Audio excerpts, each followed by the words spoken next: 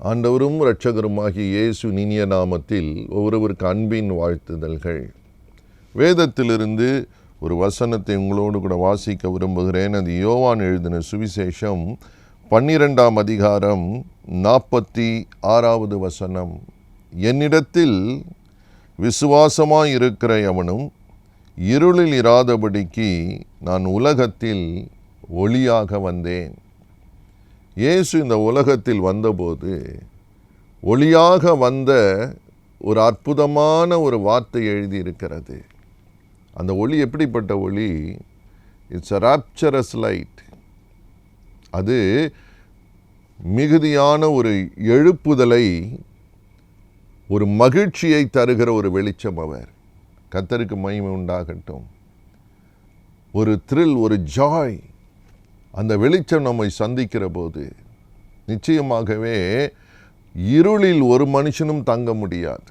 இந்த வெளிச்சத்துக்குள்ளே வந்த பிறகு எந்த மனுஷனும் இந்த இருளிலேயே தங்க முடியாது. ஒரு 2 அற்புதமான ஆசீர்வாதங்களை சொல்ல விரும்புகிறேன். ஒன்று ஒரு தெய்வீக ஐக்கியம், இன்னொன்று ஒரு தெய்வீக அரண். தெய்வீக ஐக்கியம், தெய்வீக அரணை தேவன் தருகிறார். அவர்தான் அந்த மெய்யான வெளிச்சம். ஒரு மெய்யான தெய்வீக உறவு. பிரியமான, இந்த உலகத்திலே பல உறவுகள் இருக்கலாம், ஆனால் தெய்வத்தோடு இருக்கிற உறவு இருக்கிறது, அதாங்க முக்கியம். எனக்கு ஞாபகம் இருக்கிறது, பல வருடங்களுக்கு முன்பதாக என் பிள்ளைகள் ஒரு டியூஷனுக்காக ஒரு டீச்சரிடம் போய் கொண்டிருந்தார்கள்.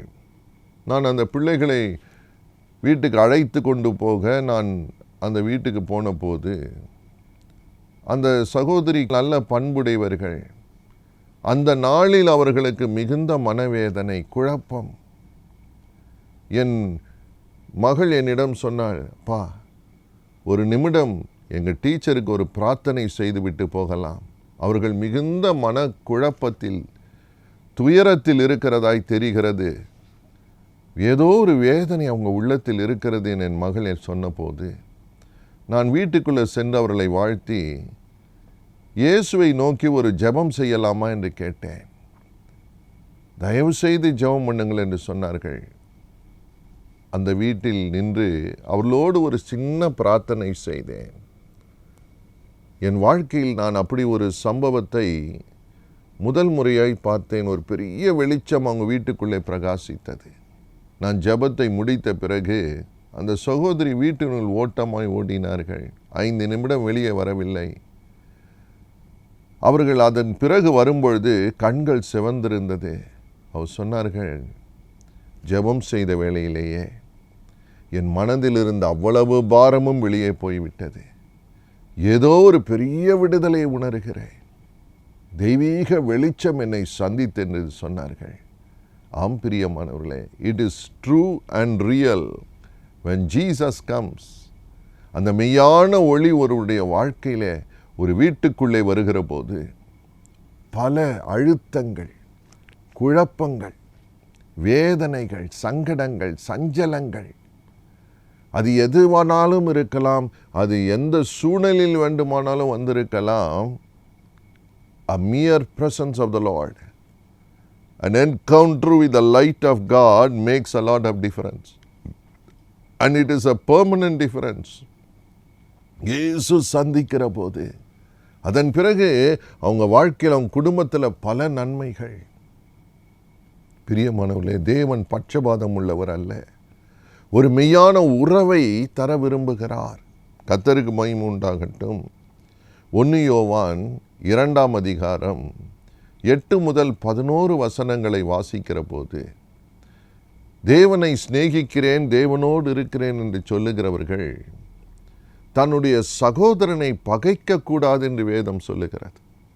நீ காண்கிற ஒருவனை பகைத்தால் காணக்கூடாத தேவனை எப்படி நேசிக்கிறாய் என்று சொல்ல முடியும்?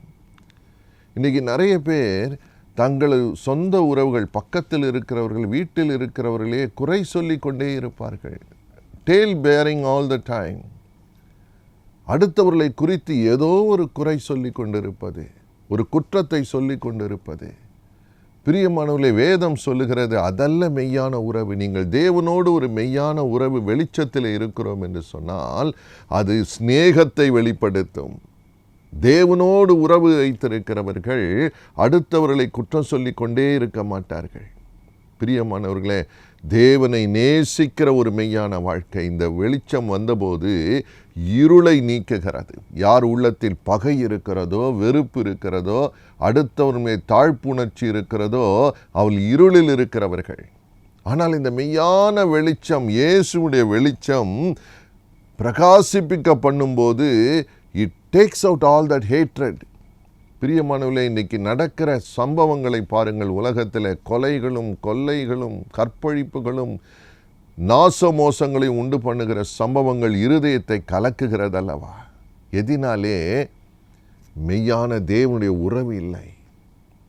when you come to that light, பிரியமானவர்களே, ஒரு பெரிய வெளிச்சம். it's a rapturous light, it's a joy. தேவனுக்குள்ளே இருப்பது, தேவனோடு இருப்பது ஒரு மிகுந்த மகிழ்ச்சி. இந்த வெளிச்சம் நம்மை பிரகாசிக்க வைக்கும். இரண்டாவது நான் சொன்னேன், அது தெய்வீக அரண்.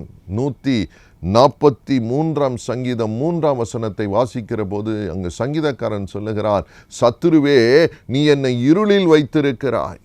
you have kept me in darkness. யாரு? சத்துரு. the enemy has put you in darkness. ஆனால் கர்த்தருக்கு மகிமை உண்டாகட்டும். இந்த தேவன் யார் தெரியுமா? அரணாய் நிற்கிறவர். கர்த்தருக்கு ஸ்தோத்திரம். 46 சங்கீதத்தை வாசிக்கிற போது வேதம் சொல்லுகிறது, நீர் எனக்கு அனுகூலமான துணை. அந்த சங்கீதம் முழுவதையும் வாசித்து பாருங்கள். 3 முறை அடைக்கலம் என்ற வார்த்தை திரும்ப திரும்ப வருகிறது. சேனைகளின் கர்த்தர் நம்மோடு இருக்கிறார். யாக்கோபின் தேவன் நமக்கு உயர்ந்த அடைக்கலமானவர். கர்த்தருக்கு மகிமை உண்டாகட்டும். இந்த பெரிய வெளிச்சத்திலே தேவனுடைய அடைக்கலம் இருக்கிறது, அடைக்கலம் இருக்கிறது, பாதுகாப்பு இருக்கிறது. கர்த்தருக்கு ஸ்தோத்திரம். பொல்லாத சத்துரு, இருளான சத்துரு நம்மை தாக்கி கீழே விழத்தள்ளாதபடிக்கு இந்த வெளிச்சம் நம்மை கேடகமாய் மூடிக்கொள்ளுகிறது. உண்மை. பிரியமானவர்களே, ஒரு முறை நடந்த ஒரு சாட்சி உண்டு. ஆசியா கண்டத்திலே சர்கியஸ் என்று சொல்லி ஒரு பரிசுத்தவான் இருந்தார். அவரை அநேகர் எதிர்த்தவர்கள் நிறைய பேர் இருந்தார்கள்.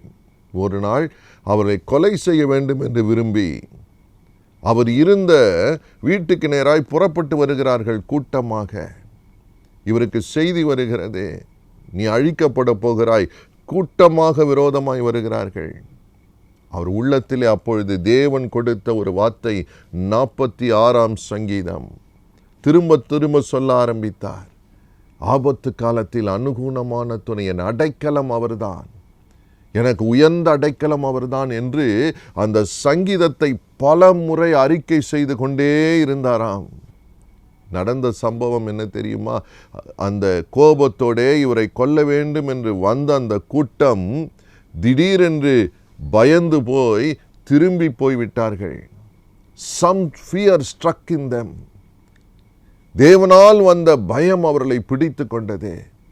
எங்கே போகிறோம், எதற்கு போகிறோம், இப்போ போக வேண்டாம் என்ற எண்ணத்தை, பயத்தை தேவன் உண்டு பண்ணி அவர்களை திரும்ப அனுப்பிவிட்டதாக சரித்திரம் சொல்லுகிறது. அந்த பரிசுத்தவான் சர்கியஸ் தேவனுடைய அடைக்கலத்துக்குள்ளே, அந்த வெளிச்சத்துக்குள்ளே இருந்தபடியினால் வசனத்தின் வெளிச்சம் அவரை பாதுகாக்க வல்லமையுள்ளது. உயர்ந்த அடைக்கலம், அது தெய்வீக அரண். ஹல்லேலூயா, ஹல்லேலூயா. you need not fear evil. ஐயா, உலகத்தில் எத்தனையோ வியாதிகள் புதுசாய் தாக்கி கொண்டு இருக்கிற போது, புதிய புதிய சத்துருக்கள் எழும்பி வருகிற போது, இயேசு பெரிய வெளிச்சமாக இந்த உலகத்தில் உங்களுக்கு எனக்கு அரணாய் நிற்கிறவர். பயப்படாதிருங்கள், பயப்படாதிருங்கள். இருதயம் கலங்க வேண்டாம். பிரியமானவர்களே, இன்றைக்கு அநேகர் என்ன சம்பவிக்க போகிறதோ என்று பயந்து நடுங்கி கொண்டு இருக்கிறார்கள். வருகிற செய்திகள் எல்லாம் புயல் வருகிற செய்தியாக இருக்கலாம், அது இடி மின்னல் செய்தியாக இருக்கலாம். பயப்படாதிருங்கள், பயப்படாதிருங்கள். இந்த உலகத்திலே வந்த மெய்யான ஒளியாகிய இயேசு உங்களுக்கு உயர்ந்த தெய்வீக அரணை தருகிறார். ஹல்லேலூயா. you can dwell safely. நீங்கள் அந்த வெளிச்சத்திலே சுகமாய் தங்க முடியும். வேதம் சொல்லுகிறது, நான் படுத்து நித்திரை செய்தேன், நீர் ஒருவரே என்னை சுகமாய் தங்க பண்ணுகிறீர். சுகமில்லாத உலகத்திலே யார் உள்ளத்தில் பயம் இருக்கிறதோ அங்கே சுகம் இருக்க முடியாது. Fear kills a man. ஆனால் இந்த மெய்யான உலகத்தில் வந்த வெளிச்சமாகிய இயேசு will make you dwell safely in the midst of all the turmoils and temptations. கர்த்தருக்கு பிரியமானவர்களே, இந்த மேலான தெய்வீக உறவுக்குள்ளே கர்த்தர் நம்மை பலப்படுத்த விரும்புகிறார். பகையை எடுத்து போடுவோம். அடுத்தவர்களை பற்றியே குறை பேசுகிற ஒரு வாழ்க்கை எந்த நன்மையும் நமக்கு தரப்போவதில்லை. கர்த்தர் நம்மை சந்திக்கட்டும். தேவனுடைய வெளிச்சம் நம்மை மூடிக்கொள்ளட்டும். அரணாகி அவர் எல்லா பொல்லாப்புக்கும் நம்மை விலக்கி காப்பார். நிச்சயமாக உங்களை சாட்சியாய் நிறுத்தப் போகிறார். உங்களுக்கு இப்பொழுது நீங்கள் பார்த்து கொண்டிருக்கிற எந்த சத்துருவாக இருந்தாலும் சரி, தேவ கிருபை வெளிச்சம் உங்களை மூடிக்கொள்ளும். ஜெபிக்க போகிறோம். அதை நீங்கள் அனுபவிக்கும்படியாய் இந்த வருஷத்தை, இந்த மாதத்தை நன்மையினால் ஜெயமாக முடிக்கும்படியாய் கர்த்தர் உதவி செய்வார். நாம் ஜெபிக்கலாம். எங்களை நேசிக்கிற நல்ல தகப்பனே, உம்முடைய இரக்கங்கள் பெரியது. நீர்தான் இந்த உலகத்தில் வந்த மெய்யான வெளிச்சம். ஒரு தெய்வீக உறவை, ஒரு மேலான அரணை எங்களுக்கு தர விரும்புகிறீர் அல்லவா? யாரெல்லாம் பயந்து கொண்டு இருக்கிறார்களோ தகப்பனே, அவங்க தோல்வியில் அல்ல, ஜெயமான ஒரு வாழ்க்கை வாழ உதவி செய்யுங்க. ஆரம்பம் தகப்பனே இருளாய் இருந்திருக்கலாம், ஆனால் முடிவு சம்பூரணம். ஆரம்பம் அற்பமாய் இருந்திருக்கலாம், தகப்பனே அந்த மெய்யான வெளிச்சமாகிய நீர் அவர்களை உம்முடைய மெய்யான உறவுக்குள்ளே வைத்து கொள்ளுங்கப்பா. அதை விட்டு அவர் விலகவே கூடாது. ஒவ்வொருவருக்கும் அந்த கிருபையை தருவீர், ஒவ்வொருவருக்கும் நன்மையை தருவீர், ஒவ்வொருவருக்கும் பாதுகாப்பை தருவீர். அரணான அடைக்கலம் நீர் இப்பொழுது மூடிக்கொள்ளும். ஒருவேளை அவங்க பிள்ளைகள் தூரத்தில் இருக்கலாம், உறவினர்கள் தூரத்தில் இருக்கலாம். ஆண்டவரே, எதை குறித்தும் பயப்படாதபடிக்கு அவங்க யாருக்கெல்லாம் எதற்கெல்லாம் வேண்டி கொள்ளுகிறார்களோ உயர்ந்த அடைக்கலத்தை இயேசு தருகிறவர். அற்புதங்கள் இப்பொழுது நடப்பதற்காய் நன்றி. உம்முடைய கிருபை விளங்க பண்ணும் சாட்சிகளாய் நிறுத்தும். ஒவ்வொருடைய வேதனையும் நீங்கட்டும். அற்புதங்களை செய்கிறவர், உம்முடைய ஆளுகையை விளங்க பண்ணுகிறவர், வித்தியாசத்தை காண்பிக்கிற தேவன். உமக்கு ஸ்தோத்திரம். வழி இல்லாத இடத்துல வழியை உண்டு பண்ணுகிறவர் அப்பா. உமக்கு நன்றி, உமக்கு நன்றி. உடைந்து போன வாழ்க்கையை உருவாக்குகிற தேவன். Let there be a rapturous light in their life. Let the joy come up, Lord. யார் வாழ்க்கையிலெல்லாம் அந்த மகிழ்ச்சி இழந்து போனார்களோ ஆண்டவரே, அந்த மகிழ்ச்சி திரும்ப வரட்டும் சுவாமி. அது துளிர்க்கட்டும் சுவாமி.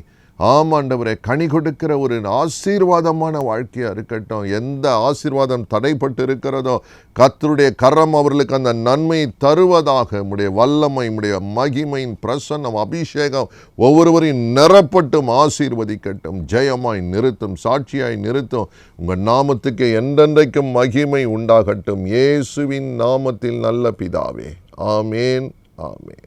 God bless you.